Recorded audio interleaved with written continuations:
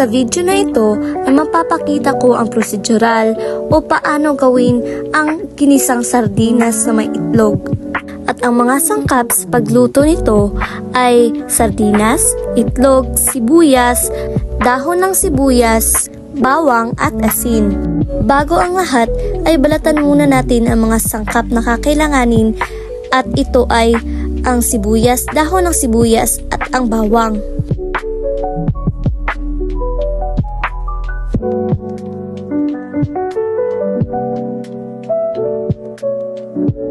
Pagkatapos balatan ay hiwain na ito sa iyong gustong laki.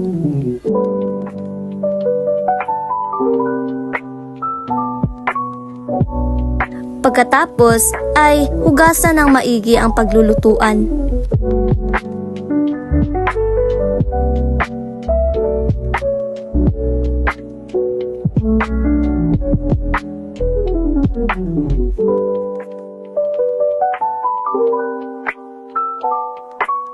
Pagkatapos hugasan ay buksan na ang kalan.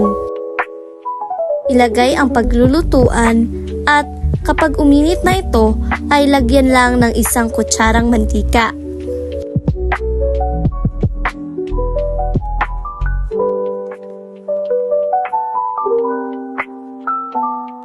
Kapag mainit na ito ay atin nang ilagay ang mga sangkap.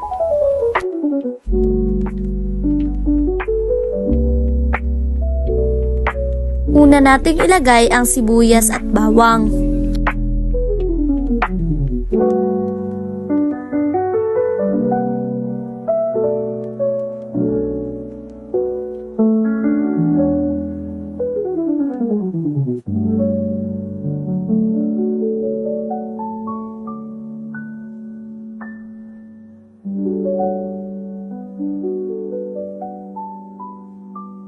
Pagkatapos gisahin, ay ilagay na natin ang sardinas at muli ito ay lutuin.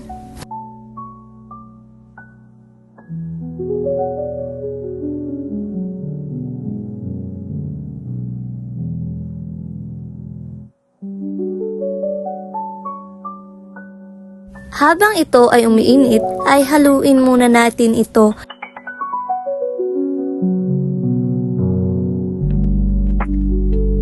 At pagkatapos ay hinaan na natin ang apoy.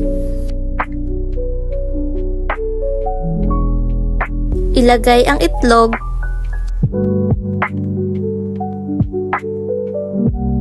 at muling haluin.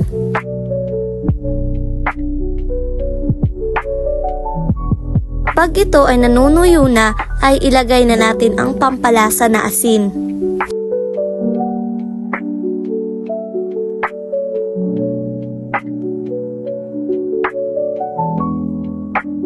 At muli itong halu-haluin hanggang ito ay maluto. Pagkatapos na ito ay maluto ay patayin na ang kalan at ilagay na ang naluto sa isang maganda at malinis na lalagyanan.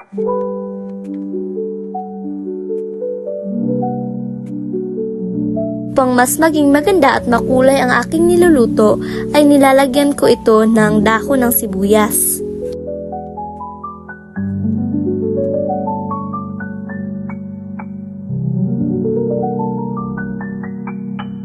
Pagkatapos ng aking lahat na ginawa ay tinikman ko na ito.